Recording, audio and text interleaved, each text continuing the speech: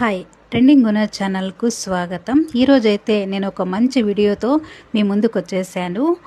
అదేనండి, ఇప్పుడు summer time మొదలైంది. మనకు ఫిబ్రవరి మంత్ వచ్చేసింది అంటే పిల్లలందరికీ కూడా ఎగ్జామ్స్ టైం కదా. ఈ ఎగ్జామ్స్ టైంలో పేరెంట్స్ కొన్ని జాగ్రత్తల గురించి నేను తెలియచేస్తున్నాను.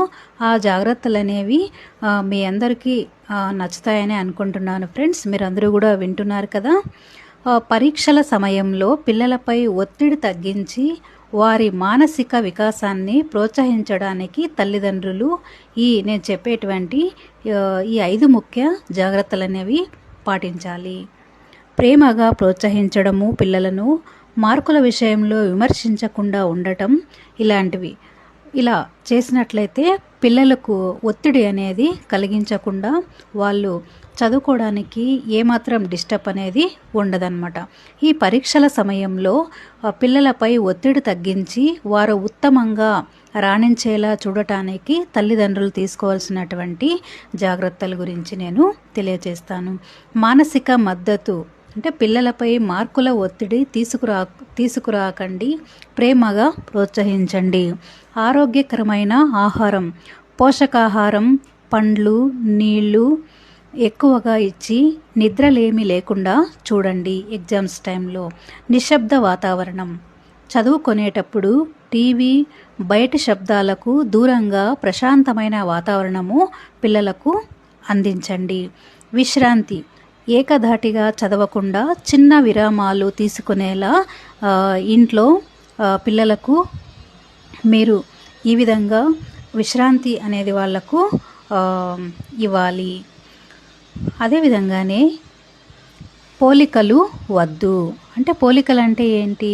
వేరే పిల్లలతో పోల్చడం, గత ఫలితాలను గుర్తు చేసి భయపెట్టడం, ఇలాంటివి ఎగ్జామ్స్ టైంలో పిల్లల దగ్గర మనం ఏమీ కూడా మాట్లాడకూడదు.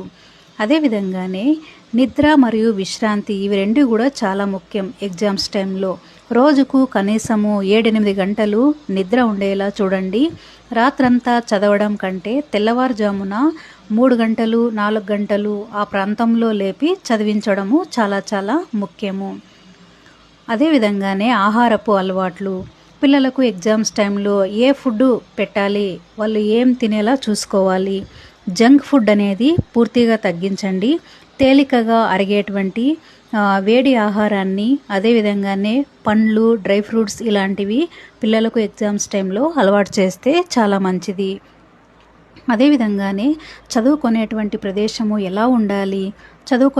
చదువుకునేటువంటి చోట తలుపులు, కిటికీలకు దూరంగా, అదేవిధంగానే ఫోకస్ దెబ్బతినకుండా ఉండేలా జాగ్రత్తలు పడాలి.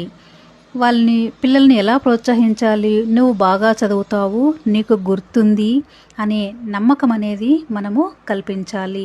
పరీక్షలు జీవితంలో భాగమే, కానీ అవే అన్నీ కావని చెప్పి భయం అనేది పోగొట్టాలి.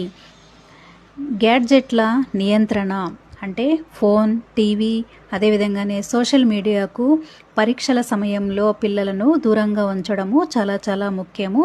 ఈ జాగ్రత్తలు అనేవి పాటించడం చాలా మంచిది. పిల్లల పట్ల ప్రేమగా ఉండండి. వారి యొక్క ఆరోగ్యానికి చాలా ప్రాధాన్యత అనేది ఇస్తే వారు మంచి ఫలితాలు అనేవి సాధిస్తారు. ఓకేనా ఫ్రెండ్స్, నా విషయాలన్నీ మీకు నచ్చాయని అనుకుంటున్నాను. ప్రతి ఒక్కరూ కూడా ఛానల్ని సబ్స్క్రైబ్ చేసుకోండి. మంచి మంచి వీడియోస్తో నేను మీ ముందుకు వస్తూ ఉంటాను. Thank you.